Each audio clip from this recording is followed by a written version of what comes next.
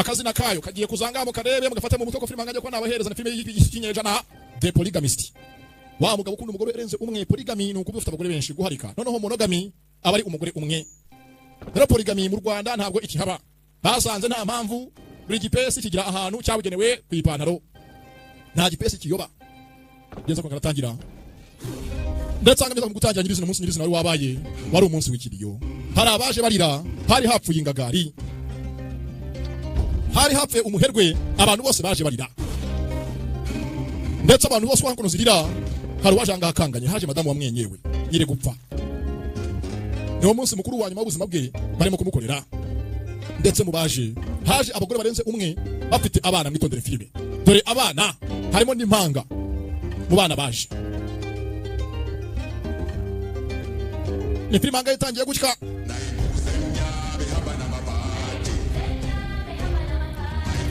Wapfuye nguriya hakurya iriya niwo munsi wa nyuma w'ubuzima bwe. Ndetse mu baje ko kumusezera neza haje abantu b'ingeri zose, abana batoya, abakuru bigeze mu baje hanga madamu wiwe w'isezerano. Mwitondere amagambo ajya kuvirirwa hangaha niyo ntandaro ya filime yacu. Ati rwose usuneze ubyifuza nshuti yanjye sheri, byose byacu hangaha byari birangire neza hagati yanjye nawe, ariko birangiye nabi. Amahitamo yawe wahisemo kugira imbobo n'ingegera wigize ikigoryi muri iyi ntambara y'ubuzima. Wahisemo inzira mbi, wabaye umushenzi. Ni ku munsi mwiza wo gukingura umuntu abana be ngaba. Aramutuka ati ngwiki wewe mazafaka. Ugenze jambo mazafaka ndivuza ngaho mu Kinyarwanda ni jambo ribi cyane. Abari aho ngaho hafi mu bizi mufashe bagenzi banyu. Aha mugenzi arakamurishije arakamurisha. Ati you motherfucker. Motherfucker. Amaze kumutuka arongera ararira. Ya mugenzi wapfuye aba yapfuye agahinda baragahinduka bari kosa rwa mugenzi agiye. Yaba yari muzaba yari mubi arakubaza ko yagera ku mugenzi my friend. Amaze kugeza kuno kurira no kumucyura no kumutuka. Filime hanga hasasa yajya yatangira byo. Bagusubije inyuma gatoya. Mbere yuko ba mugabo apfa bagusubiza inyuma gatoya cyane. 5 years earlier, imyaka 5 mbere ho gato. Mbere kwanganya kuyigenda yigendera. Joyce. Yenzanga madamu we. You've been amazing. Bamwita Joyce. As our brand ambassador. Rwose Joyce warakoze nk'umwinfluencer company yacu twamamariza byari saba cyane. Mara, ekara how deliver. Rwose maze iminsi dada rwose ngafite kubyo nyine waduha ntabwo tuduhaga uko kontra bivuga. Ngo postinge ushyira ku mbuga zazo sanose utwike ntabwo hagikunda gusha neza. Come only one. Twabaganye post ebyiri mu kwezi. Ahubwo post washize ku kwezi kose nimwe yonyine. Them requires you to have Mr. Gomora in them. Ndetse rwose muri post zombi ukoretse kugira ukore post imuri n'umugabo wawe agaragara muri post wa postinze nka family. Shouldn't be that difficult. Maybe it's time. Ndetse ko biragoye ko umugabo yagaragara muri post ugiye gupostinga. For Ivory Oasis Sparks to move on with another influencer. Twajya rwose siganga twakira undi influencer mushaka kontra tuyikwake. Trinity. Ndafenga kontra ihenze n'umugore aramamaza n'umwe influencer kumbuga bose baramuza aravuga rikijyana ameze nk'igiti kimizi mirefu.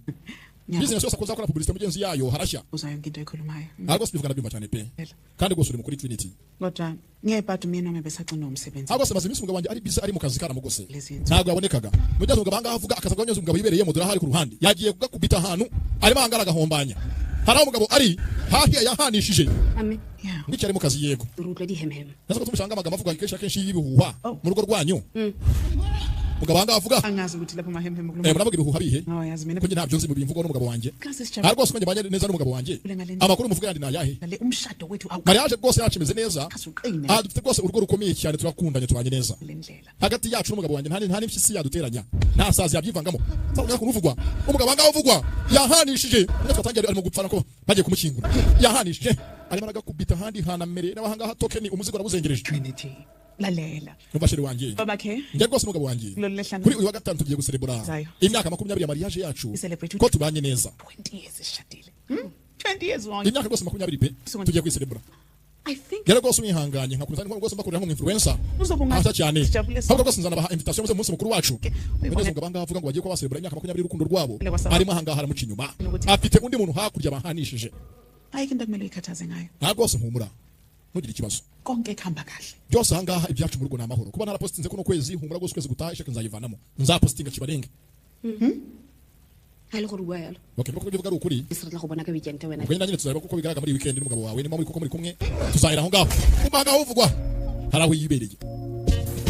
arimo arawuvuza ndavuga niko nyine babivuga abantu b'imihanda anahanaga yewe nabyumva abantu babivuga nabyumva baninja saniza umugore yaje ku ruhande avuye hahandi aza aho umugabo we ari ntago umugabo mu nzu babana afite urundi rwo yiberamo anafite ahangaha undi muntu babanye neza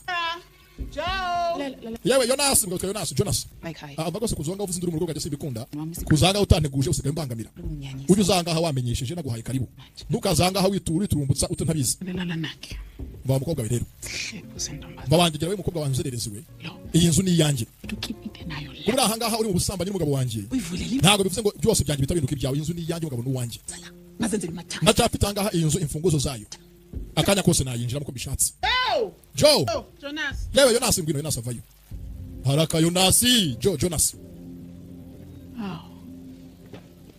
ngene ngonyama mama gose araje nyiri urugo sha me akira invitation yawe ntembisile wathi barambwe ngo kutaki 20 wena mhlazane nabonye suka 20 wacu anniversary yacu mariage ko uzaboneka 20 years tuzasereburira hamwe nge nawe twembi sarinyiwe ifungo zethu ndetse tukanavugurura amasezerano yacu y'umubano nka couple ikundanye rero icyo gihe cyageze nako banza wibeshyura umusazi umuyibona nje isisebanikazi yari rwose invitation nyine nayisohoye ono sose nabatumira abamenyesheje ko dufite umunsi mukuru mu rugo and wo kwishimira imyaka 20 yacu nk'umugabo n'umugore Taylor na mama Jamen sa n'umudozi wawe yamaze ko rwose yakudodera imyenda uzambara and yazi umva uretse umusazi nyine nyumva neza gusa nyine uzadufashe n'utumire niyo ndaya yawe nayo uzayizaniye indaya amasigaye mu bana mfuna ukuthi ku taste opulence since clearly into ngayazi leyo sheri Mnike nje umzuzu. abo duhaye akanya ndumva arimo kuvuga nabo uyu mugore ugiye amuhurubiza umugore usezerana areba basezeranye bafatanye n'abana Sababwe.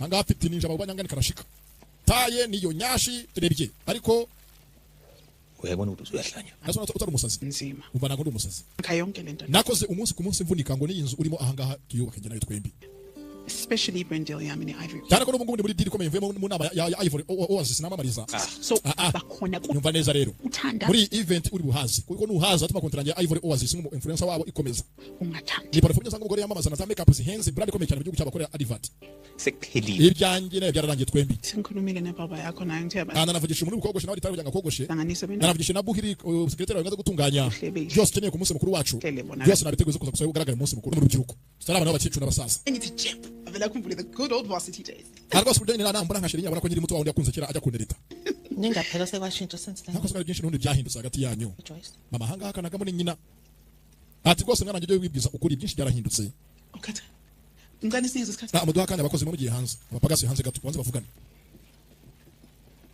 ngempela ma mama ushaka kuvuga iki mwana wanjye Nesiqiniseko ngayo yonke lento. ese koko byose hanga uri mupanga urabyizeye are you sure about all this uri sire nesiqiniseko yego ndabyizeye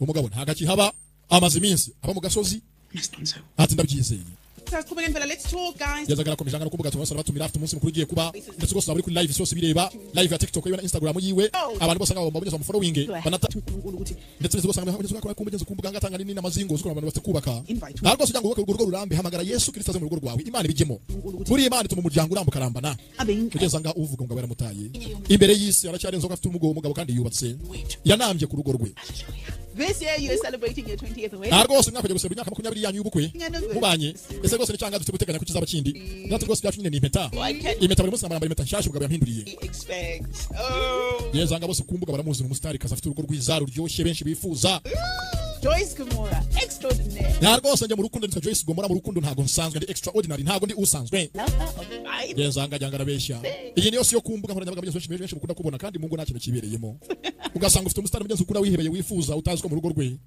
hariyo inkwi n'ibibiriti bahora bacaniriye bwatinze amasaha arisunika sasanga mu rugo rwabo bafitanga abana bakuru ndetse rwose usanga abana muri amasomo bakura ni umuhungu n'umukobwa n'inshuti zabo ndetse uyu munsi bapanza kono gusohoka ni musaza mwenye usaza umukobwa n'agashikiwe n'abana baba mugabo Jonas na madamu Joyce Gomora mama hanga avayo abana bapanza kono kujya hanze kujya kwitamo bagiye kujya out You know, if I ace my biology, we get mama hanga rwose ngo ninsinda biology ngo nkabona AS my biology ko nzasohoka to go out. rero rwose natsinze kandi tujye rwose ngiye out ngiyadlala tujya kubyinamo ngikhumbule ndabizi mwana wanjye but manje awusangathi niyaphuthuma nje yini nako mwihangane nagifite akazi kenshi kari ngombwa Hlangabeza. okay and yena ke lo mzala wena ubefuna ukulandwa nje uyitholile imvume ndetse hanga mnyazwana yapanze kujya no gutora ababyara be abana base wabo nabo bajyane If I don't fetch her, she'll be blowing up my phone usuku lonke. ndetse rwose abanyeza atabatoye ngo nabo bajyane bamuzengereza brother Menze. yes Hayi bama, we'll be out until late. hayibo Why do you always do this? Ma, please don't make me take him with me. ndetse agusanganye mwese nyina w'abana kuko akunda abana cyane It's either yabanje ko bagane muri ko bagenda gusa ntabwo afite gusiga musaza wawe ufite kuba yabacungira umutekano ntabwo bagenda bonyine ni mutajyana ntabwo murasigara ahangaha jana na musaza wawe musaza we ni manzi bakonse ngo ni menzi ndetse makona hari ndasanga muri yitunza tuje abana bose kugenda hano haje irete ranga afite mu biganza arayipfundura ndetse ahangaha yibonye ni urwandiko rwavuye mu nkiko rwa divorce y'umugabo wiwe ubwo arimo apanga mariage yabo ko yize amyezo bayisize kushaba yabo ya 20 nibwo haje divorce irete ya divorce leta ya gatanya dore ngarayibona ari mapanga umunsi mukuru mugabanga imwoherereje sasa ngaje nyina mwana wanjye ariko bashakeye byo twavuga nazi ko undanga afite leta mu ntoki ikibazo tanga mu ntoki leta imukomereye yayihaye nyina Jonas yapanze ngo ame divorce Joyce mwana wanje nubundi amaze umwaka aragutaye mutabana mu nzu cyo gihe ubyakire mureke wibereho mwihorere mubaze ahasigaye kuri imbaraga zifata imyanzuro nkire yafashe nakiriye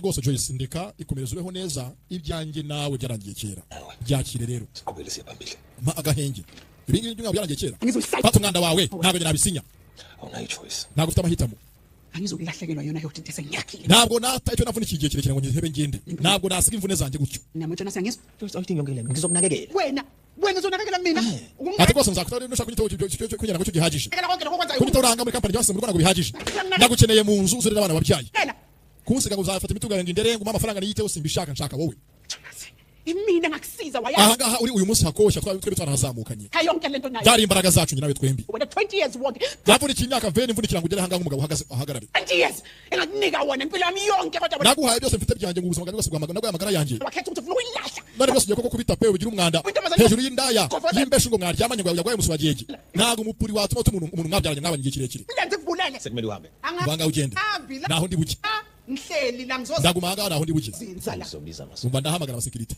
ayibo babiza ngabahamagare bushe sekirite asusuyini hasishiri ubundi kuguteye gute koko nje wena kuki wahindutse ingane zakho maze kubona izothini usuyilento suyiyona ndase kubona iki nabwo abana mujye bona isatagaruka mukuranga mujyane uyu musasa we mutankoraho tankoraho we nakakica ngewe uharika yajanga n'agahinda kenshi mugenzi agahinda karongora indushyi kandi gashira kandi aribagara yapanze mugenzi kwiziza anniversary yabo y'imyaka 20 babanye neza nk'abantu bari mariye umunsi abipangiraho no umunsi divorce bayimuhereye umugabo amaze umwaka adataha imuhira umugore mugenzi yihagazeho arihangana ariko biranze Fanguru bizu amuhuru bizu ayaya bizu kandi ya mbere ku muntu winanga ukiri imanzi yewe data we mwene kamanzi bagiye bizu ni cyamanzi kubagatashye sasanga mama byaramurenze bya divorce byamurenze kubyakira ndakubwiza ukuri iyi film ukuntu iryoshye iraje babane ubuki ni wanga hagita imbera ibambane ho mbera impamvu inkingi ya mwamba mugasobanuye ese wa munsi wa anniversary kuko akomeje cyangwa wahagaze ngibusayini manje lokho zo ushimajije gutyo hano kugenda nakira amakuru ngo umugabo wawe afite indege ijya mujyana muri Zimbabwe muri Zim umunsi w'ejo afite indege ijya kujyana muri Zimbabwe haje sakora amakuru avuye ku mugenzi secretary witwa ni Buhili uba hafi y'umugabo we secretary muri office kuri company akorera abwira umugenzi umugore ngo umugabo yabukinze indege imutwara muri Zimbabwe umunsi w'ejo ahanga bari muri Afrika y'Epfo South Africa ubana userelo amakuru yakuye hehe nanyine gose ari bugende pe kuko mvanye nkanje bayaneguje kugira ngo mpange schedule zo mu kazi ko adahari nyine yabimbwiye umugore arabyumva umugabo yapanze ngo agende bategura umunsi mukuru adahari okay arita mu gutwi Sophie ngalo Sophie rakoze naracho nandi bize mu kuntu twaza kuvugana makanya kari buze arakupa mana nyagasana umugore urahanga mu musengere mumufashe musenga imana yakiregere mu gucamo yamenya makuru ateye ubwoba ngabagiye kugenda yakoze ahangaha yataku n'icyuma yisuka ahangaha icyuma rikeri dore umugabo yibereye mbibutsa ahangaha afite imfunguzo zawo yarahaje mu rugo rwabo ni indi nzu y'umugabo yubatse abamo ninja yiwe abamahangana karashika kazaru leta yiwe yumva hejuru ahanishije neze byanga mu nzu hari ifoto y'umugore usigaye abana n'uyu mugabo we hano haho zari ifoto yabo kera byayisimbuje ifoto y'imbeshu basigaye babubanye neza byayisimbuje ifoto y'ihabara ryamuhaye cya cyatsi bita ngo ni igicucu cy'isombe amaze kukirya ararikunda. Yibutsa mugenzi kera bari muri iyi nzu bombi bashyira hanga ifoto yabo bakundanye aho yaje kumusimbuza iyi ngegerakazi. Ati rwose foto nayikunze sheri, I love it baby. None ubu ngubu yamusimbuje ubundi. Niyo mpamvu mugenzi umugabo n'umwana wundi ntuzamworohere, umugabo n'umwana wundi n'ubyo mugenzi kumuha amaje n'umuha nabi n'abandi bazamuha. Birabizi ugeze ngo uyu mwana mugenzi umubyaka kwaka igare uri se n'uri mugurire yakuze yigurira igare.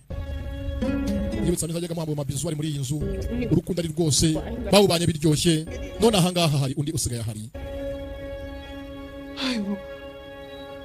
Iminsi irihuta ni nk'ibyabaye ejo bundi.